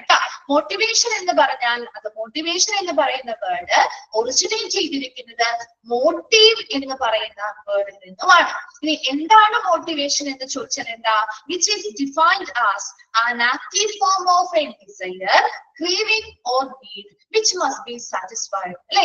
ഒരു വ്യക്തിയുടെ ആഗ്രഹമോ ആസക്തിയോ അല്ലെങ്കിൽ അവരുടെ ആവശ്യമോ സംതൃപ്തിപ്പെടുത്തുന്ന രീതിയിലുള്ളൊരു ആക്റ്റീവ് ഫോം അല്ലെങ്കിൽ ഒരു പ്രേരകത്തെയാണ് ശരിക്കും മോട്ടിവേഷൻ എന്നതുകൊണ്ട് ഉദ്ദേശിക്കുന്നത്. ഇനി ഒരു മോട്ടിവേഷൻ എന്ന് പറയുന്നത് ഏതൊരു ഓർഗനൈസേഷനും വളരെ എഫക്റ്റീവ് ആയിട്ട് വർക്ക് ചെയ്യണമെങ്കിൽ അവിടെ ഏറ്റവും അനിവാര്യമായിട്ട് വേണ്ട ഒരു ഘടകം കൂടിയാണ് മോട്ടിവേഷൻ. ഇനി അവിടുത്തെ മാനേജേഴ്സിന് ഏറ്റവും, കാരണം മാനേജേഴ്സ് ആണ് ഈ മോട്ടിവേഷൻസ് നൽകേണ്ട ഏറ്റവും വലിയൊരാളെന്ന് പറയുന്നത്. ഒരു മാനേജർ എന്ന് പറയുന്നത് അവർക്ക് ശരിക്കും ജോലി ചെയ്ത് നൽകേണ്ടത് അവരുടെ കീഴിൽ വർക്ക് ചെയ്യുന്ന മറ്റുള്ളവരാണ്. മറ്റുള്ളവർ എന്ന് പറയുമ്പോൾ ആരാണ്? ഹ്യൂമൻ അസറ്റ്സ് അല്ലെങ്കിൽ റിസോഴ്സ് ആണ് അല്ലെ? മാനുഷിക വിഭവങ്ങള് അല്ലെങ്കിൽ മനുഷ്യർ, അവിടുത്തെ ഒരുപാട് എംപ്ലോയീസ് അല്ലെങ്കിൽ സ്റ്റാഫുകളെ തന്നെയാണ് അതേഴ്സ് എന്നതുകൊണ്ട് ഉദ്ദേശിക്കുന്നത്. അവര് നന്നായിട്ട് അവിടെ വർക്ക് ചെയ്യുന്നു, അതിലൂടെ നമുക്ക് ആ ഒരു ഓർഗനൈസേഷന്റെ ഗോള് അല്ലെങ്കിൽ ലക്ഷ്യം നേടിയെടുക്കണമെങ്കിൽ അവർക്ക് അതിനുള്ള എൻകറേജ്മെന്റ് അല്ലെങ്കിൽ പ്രചോദനങ്ങളോ പ്രോത്സാഹനങ്ങളോ കാര്യങ്ങളോ നൽകിയാൽ മാത്രമേ സാധിക്കുകയുള്ളൂ. വേഗം ആ ഒരു ഫസ്റ്റ് പാരഗ്രാഫ് വായിച്ചു നോക്കി.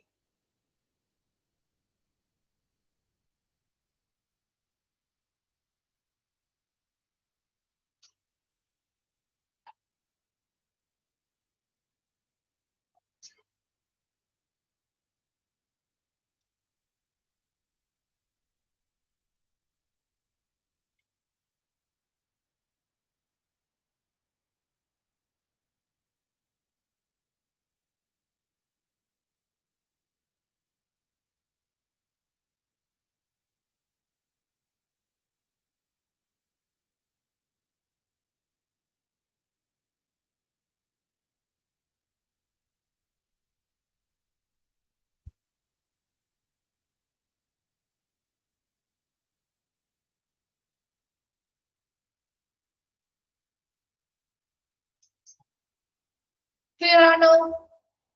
എല്ലാവരും വായിച്ചു കഴിഞ്ഞോ? ഓക്കെ ഓക്കെ ശരി. ഇനി നമുക്ക് ഒരു 2-3 ഡെഫിനിഷൻസ് ആണ് നോക്കുന്നത് കേട്ടോ. ഡെഫിനിഷനിൽ ഫസ്റ്റ് വൺ ആണ്, motivation is defined as the set of forces that cause people to choose certain behaviors from the many alternatives open to them. So first motivation e kurichulla definition aanu parayunnathu, the set of forces that cause people to choose certain behaviors from the many alternatives open to them. ഈ മൂന്ന് definitions നോക്കി വെക്കാം ട്ടോ. മൂന്നെണ്ണം നോക്കിയാൽ മതി. ആ ഒരു മൂന്നെണ്ണം ഓരോന്നൊന്ന് നോട്ട് ചെയ്ത് വെച്ചേക്കണേ. ആ മൂന്നെണ്ണത്തിൽ ഏതെങ്കിലും മോട്ടിവേഷനെ കുറിച്ചുള്ള ഡെഫിനിഷൻസ് ചോദിച്ചേക്കാം. എന്തിനെ കുറിച്ചുള്ള ഡെഫിനിഷൻ ആണ് ഇത് എന്ന് ചോദിച്ചാൽ, dash is the desire with an individual that stimulate him or her to action എന്ന രീതിയിലും ചോദിക്കാം കേട്ടോ. ആ ഒരു മൂന്നെണ്ണം ഒന്ന് നോട്ട് ചെയ്ത് വെക്കണം കേട്ടോ. അടുത്ത ഒരെണ്ണം കൂടി ഉണ്ട്, ഒന്ന് രണ്ടെണ്ണം ഉണ്ട്, പക്ഷെ അത് ഇച്ചിരി ലെങ്തി ആയിട്ടുള്ളതുകൊണ്ട് അത് ചോദിച്ചു കണ്ടിട്ടില്ല. ഈ മൂന്നെണ്ണമാണ് ചോദിച്ചു കണ്ടിരിക്കുന്നത്. അതുപോലെ തന്നെ ആദ്യത്തെ പാരഗ്രാഫിൽ നമ്മൾ ഒരെണ്ണം അണ്ടർലൈൻ ചെയ്തല്ലോ, അത് 4 നോക്കാം കേട്ടോ. ഓക്കെ, ഇമ്പോർട്ടന്റ് ആണെന്നൊന്ന് എഴുതി വെച്ചേക്കണേ. അപ്പൊ അതിൽ ഏതെങ്കിലും 1-2 ഒക്കെ ചോദിച്ചു കണ്ടിട്ടുണ്ട്, അതുകൊണ്ടാണ്. ഓക്കെ, അപ്പൊ മോട്ടിവേഷൻ ഈസ് ഡിഫൈൻഡ് ആസ്, ഫസ്റ്റത്തെ ഡെഫിനിഷൻ ആണ്, the set of forces that cause people to choose certain behaviors from the many alternatives open to them. അതായത് ആളുകൾ ഇപ്പൊ പല ഓൾട്ടർനേറ്റീവ്സ് ഉണ്ടാവും. അപ്പൊ ഒരു ആളുകൾക്ക് പല ബദൽ മാർഗങ്ങളുണ്ട്. അതിൽ നിന്നും ഏറ്റവും ശരിയായിട്ടുള്ള ചില പെരുമാറ്റ രീതികൾ, അല്ലെ, certain behaviors, പെരുമാറ്റ രീതികൾ ചൂസ് ചെയ്യാനായിട്ട് അല്ലെങ്കിൽ അതിനെ തിരഞ്ഞെടുക്കാനായിട്ട് പ്രേരിപ്പിക്കുന്ന സെറ്റ് ഓഫ് ഫോഴ്സസിനെ, ഒരു കൂട്ടം അല്ലെങ്കിൽ ശക്തികളുടെ ഒരു കൂട്ടത്തെയാണ് മോട്ടിവേഷൻ എന്ന് പറയുന്നത്. എന്ന് വെച്ചാൽ എന്താ, the set of forces that cause people to choose certain behaviors from the many alternatives open to them. അതായത് സിമ്പിൾ ആയിട്ട് നിങ്ങൾ ഇത്രയും മനസ്സിലാക്കാം. ഒരു സ്ഥാപനത്തിൽ നമ്മൾ വർക്ക് ചെയ്യുമ്പോൾ പല രീതിയിൽ നമുക്ക് ഒരു സിറ്റുവേഷൻ എന്താണ്, നമുക്ക് പല രീതിയിൽ പെരുമാറാം, അല്ലെ, ബിഹേവ് ചെയ്യാം, അല്ലെ. അപ്പൊ പല രീതിയിൽ ബിഹേവ് ചെയ്യാം. പക്ഷെ ഒരു മോട്ടിവേഷൻ കിട്ടുന്ന ഒരു വ്യക്തിയാണെങ്കിൽ ആ ഒരു മോട്ടിവേഷന്റെ ഫോഴ്സിലൂടെ അവരെന്ത് ചെയ്യുന്നു, ആ സ്ഥാപനത്തിന് അനുയോജ്യമായിട്ടുള്ള ബിഹേവിയേഴ്സ് തിരഞ്ഞെടുക്കുന്നു. ശരിയാണോ? അപ്പൊ പല രീതിയിൽ നമുക്ക് ഒരു സിറ്റുവേഷൻ കിട്ടുന്നു, നമുക്ക് ആ ഒരു സ്ഥാപനത്തെ ബേസ് ചെയ്തല്ല, നമുക്ക് പല രീതിയിൽ ആ ഒരു സിറ്റുവേഷനോട് പെരുമാറാം, അല്ലെ. പല ആളുകളും പല രീതിയിലാണ് പെരുമാറുക, അല്ലെ. എല്ലാവരും ഒരുപോലെയാണോ? അല്ല, അല്ലെ. അപ്പൊ അങ്ങനെ ആവുമ്പോൾ നമുക്ക് ആ ഒരു പ്രതീക്ഷിച്ച റിസൾട്ട് ആ ഒരു സ്ഥാപനത്തിന് കിട്ടുന്നില്ല. മറിച്ച് നല്ലൊരു മോട്ടിവേഷൻ ഫോഴ്സ് കൊടുക്കുമ്പോ അവിടെ എല്ലാവരും ഒരുപോലെ ചില പ്രത്യേക ബിഹേവിയേഴ്സിൽ പെരുമാറുന്നു. അങ്ങനെ എല്ലാവരും ഒരുപോലെ പെരുമാറുമ്പോഴാണ്, അല്ലെങ്കിൽ ഒരുപോലെ വർക്ക് ചെയ്യുമ്പോഴാണ് നമുക്ക് ആ ഒരു ഗോള് അച്ചീവ് ചെയ്യാൻ പറ്റുന്നത്. ശരിയല്ലേ? അപ്പൊ നമുക്ക് എല്ലാവരും ഒരുപോലെ വർക്ക് ചെയ്ത് മാത്രമേ ആ ഒരു ഗോൾ അച്ചീവ് ചെയ്യാൻ പറ്റുള്ളൂ. അപ്പൊ അതിനു വേണ്ടി പ്രേരിപ്പിക്കുന്ന ഒരു സെറ്റ് ഓഫ് ഫോഴ്സസ്, ഒരു കൂട്ടം അല്ലെങ്കിൽ ശക്തികളുടെ ഒരു കൂട്ടത്തെ അല്ലെങ്കിൽ ഒരു കൂട്ടം പ്രചോദനങ്ങളെയാണ് ശരിക്കും മോട്ടിവേഷൻ എന്ന് പറയുന്നത്. പല ഓൾട്ടർനേറ്റീവ്സ്, പല ബദൽ മാർഗങ്ങൾ അവരുടെ മുന്നിൽ ഉണ്ടാവാം. അതിൽ നിന്നും ചില പ്രത്യേക പെരുമാറ്റ രീതികൾ എന്ത് ചെയ്യുന്നു, ചൂസ് ചെയ്യാനായിട്ട് അല്ലെങ്കിൽ തിരഞ്ഞെടുക്കാനായിട്ട് പ്രചോദിപ്പിക്കുന്ന, ആളുകളെ പ്രചോദിപ്പിക്കുന്ന ഒരു കൂട്ടം ഫോഴ്സസിനെ അല്ലെങ്കിൽ ശക്തികളുടെ ഒരു കൂട്ടത്തെയാണ് മോട്ടിവേഷൻ എന്ന് പറയുന്നതാണ് ഫസ്റ്റ് ഡെഫിനിഷനിൽ പറയുന്നത്. രണ്ടാമത്തെ ഡെഫിനിഷനിൽ പറയുന്നത് motivation is the desire within an individual that stimulate him or her to action. അപ്പൊ മോട്ടിവേഷൻ എന്ന് പറഞ്ഞാൽ എന്താ? ഒരു വ്യക്തിയുടെ പ്രവർത്തനങ്ങൾ, അല്ലെ, ഒരു വ്യക്തിയുടെ പ്രവർത്തനത്തിലേക്ക് നയിക്കുന്ന ഒരു ആഗ്രഹത്തെയാണ് മോട്ടിവേഷൻ എന്ന് പറയുന്നത്. Motivation is the desire within an individual that stimulate him or her to action. അപ്പൊ ഒരു വ്യക്തിയെ പ്രവർത്തനങ്ങളിലേക്ക് പ്രേരിപ്പിക്കുന്ന ഒരു ആഗ്രഹത്തെയാണ് മോട്ടിവേഷൻ എന്നാണ് രണ്ടാമത്തെ ഡെഫിനിഷനിൽ പറയുന്നത്. അത് ജോർജ് ആർത്തറിയുടെ ഡെഫിനിഷൻ ആണ് കേട്ടോ. അപ്പൊ അവരുടെ പേരുകളൊന്ന് ജസ്റ്റ് നോട്ട് ചെയ്ത് വെച്ചാൽ മതി കേട്ടോ. അവരാരാന്നൊന്നും പഠിക്കേണ്ട, ജസ്റ്റ് അവരുടെ പേര്, അവരുടെയാണ് ഈ ഒരു മോട്ടിവേഷന്റെ ഡെഫിനിഷൻ എന്ന് മാത്രം മനസ്സിലാക്കി വയ്ക്കാം. താഴ്വൺ പറയുന്നത് റോബർട്ട് ഡുബിന്റെ ആണ്. The complex of forces starting and keeping A person at working in an organisation. അപ്പൊ ഇവിടെ മൂന്നാമത്തെ ഡെഫിനിഷനിൽ പറയുന്നത് ഒരു ഓർഗനൈസേഷനിൽ ഒരു വ്യക്തി വർക്ക് ചെയ്യുന്നതിന് വേണ്ടി ആ വർക്ക് അവർ നന്നായിട്ട് സ്റ്റാർട്ട് ചെയ്യുന്നതിനും അത് അതുപോലെ തന്നെ കീപ്പ് ചെയ്ത് കൊണ്ടുപോകുന്നതിനും വേണ്ടിയുള്ള സങ്കീർണമായിട്ടുള്ള കോംപ്ലക്സ് ഫോഴ്സസ്, അല്ലെങ്കിൽ അതിന് പ്രചോദനം നൽകണമല്ലോ, അതിനെയാണ് ആ ഫോഴ്സ് എന്നതുകൊണ്ട് ഉദ്ദേശിക്കുന്നത്. ആ ഫോഴ്സിനെയാണ് എന്ത് മോട്ടിവേഷൻ എന്ന് പറയുന്നത്. ഒരു ഓർഗനൈസേഷൻ ഒരു വ്യക്തി നന്നായിട്ട് വർക്ക് ചെയ്യണം, അല്ലെങ്കിൽ നന്നായിട്ട് വർക്ക് ചെയ്യാനായിട്ട്, അല്ലെങ്കിൽ നന്നായിട്ട് പ്രവർത്തിക്കാനായിട്ട് ആരംഭിക്കണം. അതോടൊപ്പം തന്നെ അത് നിലനിർത്തുകയും വേണം, അല്ലെ. ഒരു സ്ഥാപനത്തിന് നന്നായിട്ട് ഇപ്പൊ നമ്മൾക്ക് ഒരു മോട്ടിവേഷൻ കിട്ടി, ആ മോട്ടിവേഷൻ കിട്ടി നമ്മൾ അത് നന്നായിട്ട് ഇന്നൊരു വർക്ക് നാളെ തുടങ്ങി അത് നന്നായിട്ട് ചെയ്യാം എന്ന് ഫസ്റ്റ് ഒരു ദിവസം മാത്രം സ്റ്റാർട്ട് ചെയ്ത് വെച്ചത് കൊണ്ട് കാര്യമുണ്ടോ? അതുകൊണ്ട് കാര്യമുണ്ടോ? അത് കണ്ടിന്യൂ ചെയ്ത് പോകണം, അല്ലെ. എന്നാൽ മാത്രമാണ് നമുക്ക് ആ ഒരു ഗോൾ അച്ചീവ് ചെയ്യാൻ പറ്റുള്ളൂ, അല്ലെങ്കിൽ ആ ഒരു വർക്ക് നന്നായിട്ട് കംപ്ലീറ്റ് ചെയ്യാൻ പറ്റുള്ളൂ. അപ്പൊ അതിനു വേണ്ടി നമുക്കൊരു കൂട്ടം ഫോഴ്സസ് അല്ലെങ്കിൽ ഒരു പ്രചോദനങ്ങൾ നമുക്ക് ലഭിക്കുന്നുണ്ടെങ്കിൽ അതിനെയാണ് മോട്ടിവേഷൻ എന്ന് പറയുന്നത്. 3 ഡെഫിനിഷൻസ് പറഞ്ഞു. ഫസ്റ്റ് വൺ എന്താ പറഞ്ഞത്? The set of forces that cause people to choose certain behaviours from the many alternatives open to them. ഒരു വ്യക്തികൾക്ക് അവർക്ക് ആവശ്യമായിട്ടുള്ള, അല്ലെങ്കിൽ അവരുടെ മുന്നിൽ തുറന്നിട്ടുള്ള നിരവധി ബദൽ മാർഗങ്ങളിൽ നിന്നും ഏറ്റവും അനുയോജ്യമായിട്ടുള്ള, ആ സ്ഥാപനത്തിന് അനുയോജ്യമായിട്ടുള്ള ചില പ്രത്യേക പെരുമാറ്റ രീതികൾ ചൂസ് ചെയ്യാനായിട്ട് അല്ലെങ്കിൽ തിരഞ്ഞെടുക്കാനായിട്ട് അവരെ പ്രേരിപ്പിക്കുന്ന ഒരു കൂട്ടം ഫോഴ്സുകളെയാണ് മോട്ടിവേഷൻ എന്ന് പറയുന്നത്. അതാണ് ഫസ്റ്റ് ഡെഫിനിഷനിൽ പറയുന്നത്. രണ്ടാമത്തെ ഡെഫിനിഷനിൽ പറയുന്നത് ഒരു വ്യക്തിയെ പ്രവർത്തനത്തിലേക്ക് നയിക്കുന്ന, അല്ലെങ്കിൽ പ്രവർത്തനത്തിലേക്ക് പ്രേരിപ്പിക്കുന്ന ആഗ്രഹമാണ് മോട്ടിവേഷൻ എന്നാണ് പറയുന്നത്. മൂന്നാമത്തെ ഡെഫിനിഷനിൽ പറയുന്നത് മോട്ടിവേഷൻ എന്ന് പറഞ്ഞാൽ ഒരു ഓർഗനൈസേഷനിൽ ഒരു വ്യക്തി നന്നായിട്ട് വർക്ക് ചെയ്യണം, അല്ലെങ്കിൽ നന്നായിട്ട് പ്രവർത്തിക്കണമെങ്കിൽ അത് ആരംഭിക്കാനും അത് നിലനിർത്തി കൊണ്ടുപോകാനും വേണ്ടിയിട്ടുള്ള ഒരു കൂട്ടം ഫോഴ്സുകളെയാണ് മോട്ടിവേഷൻ എന്നാണ് പറയുന്നത്. വേഗം ആ ഒരു 3 ഡെഫിനിഷൻസ് നോക്കി.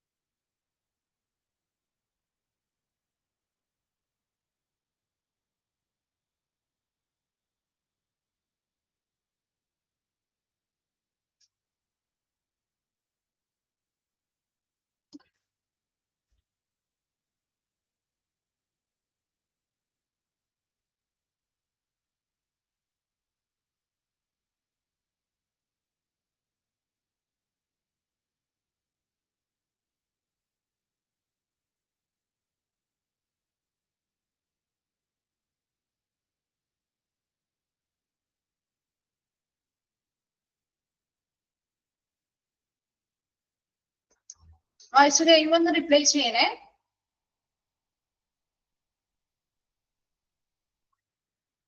ക്ലിയർ ആണോ?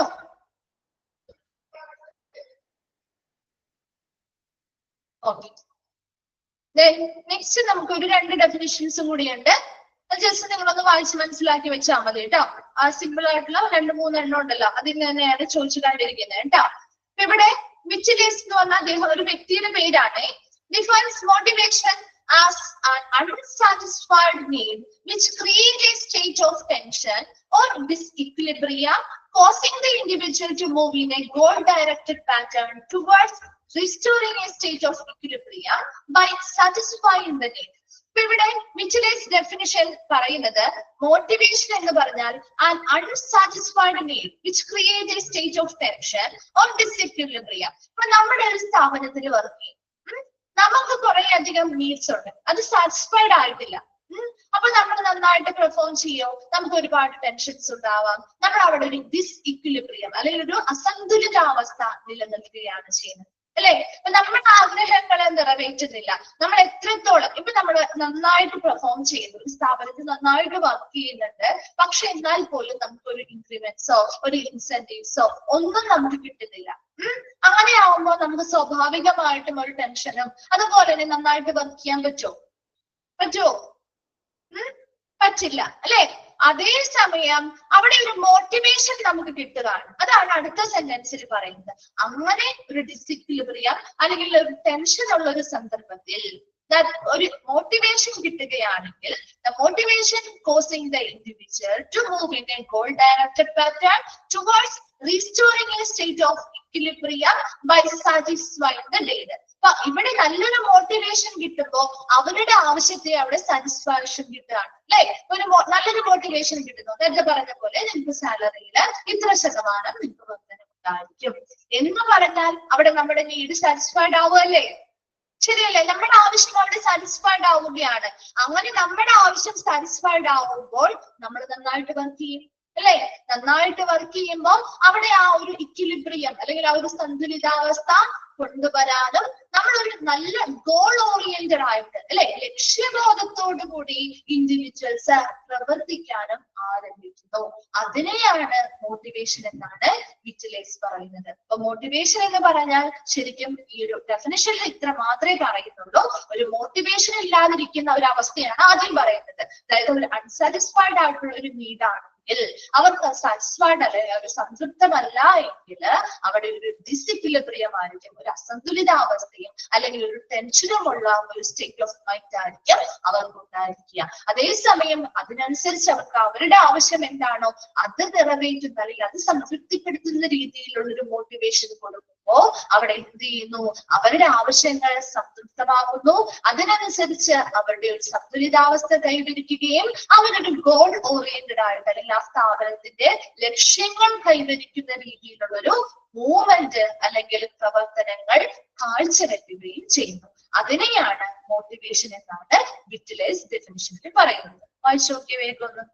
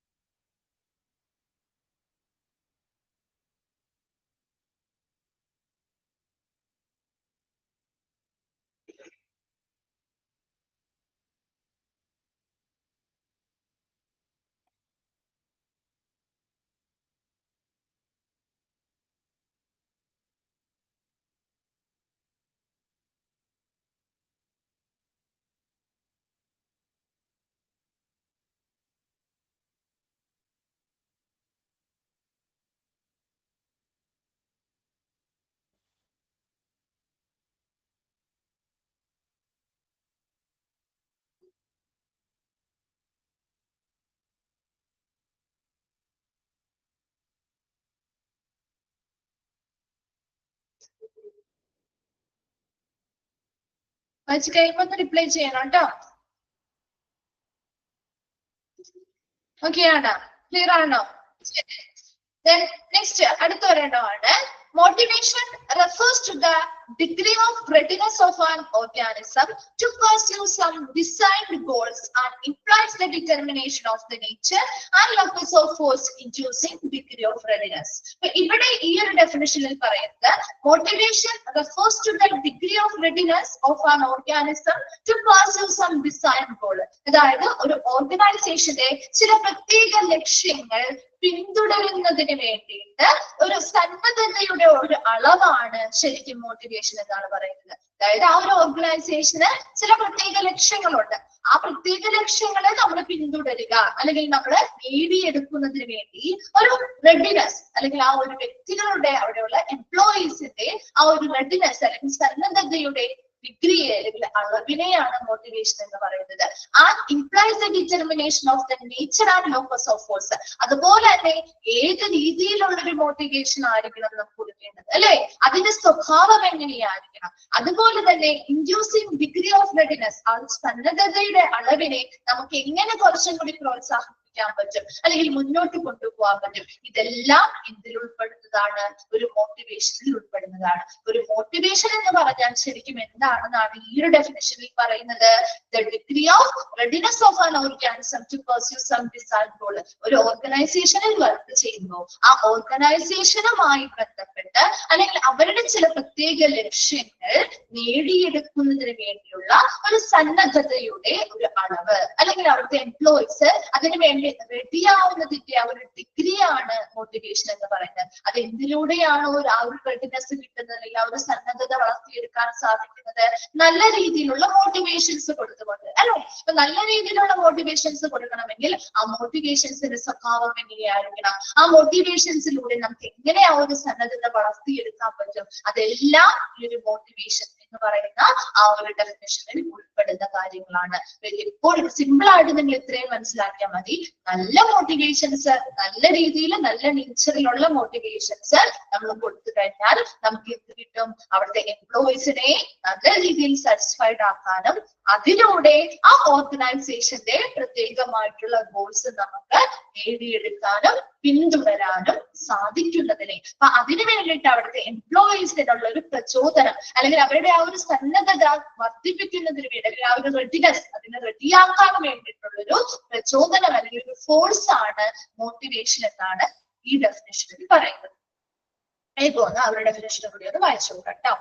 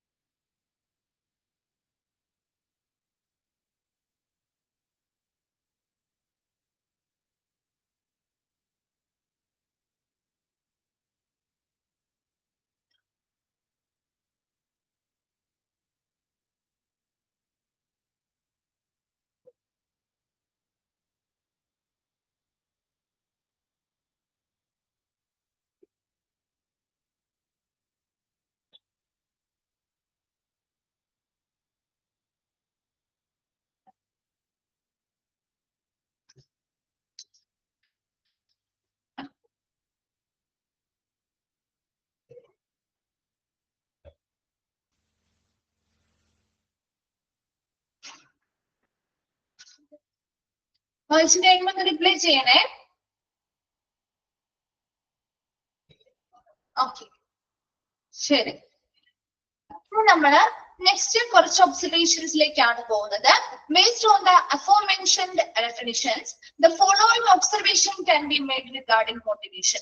നമ്മുടെ മുകളിൽ പറഞ്ഞ ഈ ഡെഫിനിഷൻസ് ഒക്കെ നമ്മൾ പരാമർശിക്കും അല്ലെങ്കിൽ ഡെഫിനിഷൻസ് ഒക്കെ നമ്മൾ കൈകാര്യം ചെയ്യുമ്പോൾ അതിൽ നിന്നും കുറച്ച് മോട്ടിവേഷനെ കുറിച്ചുള്ള കുറച്ച് ഒബ്സർവേഷൻസ് അല്ലെങ്കിൽ നിരീക്ഷണങ്ങളാണ് താഴെ പറയുന്നത്. വളരെ സിമ്പിൾ ആയിട്ടൊക്കെയുള്ള കാര്യങ്ങളാണ് കൊടുത്തിരിക്കുന്നത് കേട്ടോ. അപ്പൊ ഫസ്റ്റ് പോയിന്റ് നോക്കാം. Motivation is an inner psychological force which activate and compels the person to behave in a particular manner. ഒരു പ്രത്യേക രീതിയിൽ അല്ലെങ്കിൽ ഒരു പർട്ടിക്കുലർ മാനറിൽ പെരുമാറാനായിട്ട് ഒരു വ്യക്തിയെ സജീവമാക്കുകയും അല്ലെങ്കിൽ നിർബന്ധിക്കുകയും ചെയ്യുന്ന ഒരു ആന്തരികമായിട്ടുള്ള സൈക്കോളജിക്കൽ ഫോഴ്സ് അല്ലെങ്കിൽ ഒരു മാനസികമായിട്ടുള്ള ഒരു ആന്തരിക മാനസിക ശക്തിയെ അല്ലെങ്കിൽ ആ ഒരു ഫോഴ്സിനെയാണ് മോട്ടിവേഷൻ എന്നാണ് പറയുന്നത്. അപ്പൊ മോട്ടിവേഷൻ ശരിക്കും എന്ത് തന്നെയാ, ഒരു പർട്ടിക്കുലർ മാനറിൽ ആ പേഴ്സൺസ് ബിഹേവ് ചെയ്യണം അല്ലെ, ഒരു പ്രത്യേക രീതിയിൽ അവിടെയുള്ള ആളുകൾ ബിഹേവ് ചെയ്യണം അല്ലെങ്കിൽ പെരുമാറണം, ശരിയല്ലേ? അപ്പൊ അതിനുവേണ്ടി അവരെ നിർബന്ധിക്കുന്ന അല്ലെങ്കിൽ അതിനുവേണ്ടി അവരെ ആക്റ്റീവ് ആക്കുന്നതിന് വേണ്ടിയുള്ള ഒരു ഇന്നർ ആയിട്ടുള്ള ഒരു സൈക്കോളജിക്കൽ ഫോഴ്സ് ആണ്, ഒരു ആന്തരികമായിട്ടുള്ള ഒരു ശക്തിയാണ് മോട്ടിവേഷൻ എന്ന് പറയുന്നത് അല്ലെ. അപ്പൊ അങ്ങനെ ഒരു മോട്ടിവേഷൻ ഫോഴ്സ് കൊടുക്കുമ്പോൾ അവർ എന്ത് ചെയ്യുന്നു, അവിടെയുള്ള എംപ്ലോയീസ് എല്ലാം ഒരു പർട്ടിക്കുലർ മാനർ, ഒരു പ്രത്യേക രീതിയിൽ പെരുമാറാൻ ആരംഭിക്കുകയും അവർ അതിന് നിർബന്ധിതരാവുകയുമാണ് ചെയ്യുന്നത്. അപ്പൊ അതിനെയാണ് മോട്ടിവേഷൻ എന്നാണ് ആദ്യത്തെ പോയിന്റിൽ പറയുന്നത്. അപ്പൊ motivation is the inner psychological force which activate and compels the person to behave in a particular manner. ഒരു പ്രത്യേക മാനറിൽ, ഒരു പ്രത്യേക രീതിയിൽ പെരുമാറാനായിട്ട് ഒരു വ്യക്തിയെ സജീവമാക്കുകയും നിർബന്ധിക്കുകയും ചെയ്യുന്ന ആന്തരികമായിട്ടുള്ള ഒരു ശക്തിയെ, ഒരു ഫോഴ്സിനെയാണ് ശരിക്കും മോട്ടിവേഷൻ എന്ന് പറയുന്നത്. വേഗം ഒന്ന് നോക്കിയ first point.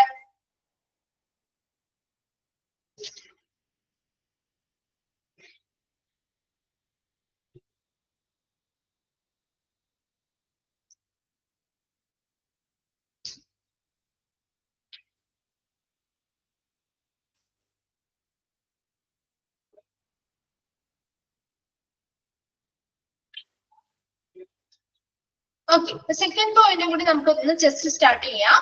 Motivation process is influenced by personality traits, learning abilities, perception and competence of an individual. ഇനി ഒരു മോട്ടിവേഷൻ പ്രോസസ് എന്തിനെയൊക്കെ സ്വാധീനിക്കുന്നുണ്ട്? പേഴ്സണാലിറ്റി ട്രേറ്റ്സ് അല്ലെ, അവരുടെ വ്യക്തിപരമായിട്ടുള്ള അവരുടെ സ്വഭാവം അല്ലെങ്കിൽ വ്യക്തിത്വ സവിശേഷതകളെ ബാധിക്കുന്നുണ്ട് അല്ലെങ്കിൽ സ്വാധീനിക്കുന്നുണ്ട്. ശരിയല്ലേ? ഒരു മോട്ടിവേഷൻ കൊടുക്കുമ്പോൾ അവരുടെ പേഴ്സണാലിറ്റി ട്രേറ്റ്സ് അല്ലെങ്കിൽ ഒരു വ്യക്തിയുടെ സവിശേഷതകളിൽ സ്വാധീനം ചെലുത്തുന്നുണ്ടോ? അവരെങ്ങനെ ബിഹേവ് ചെയ്യണം, അതെങ്ങനെ പെരുമാറണം അല്ലെ, അതിലൊക്കെ സ്വാധീനം ചെലുത്തുന്നുണ്ട് അല്ലെ.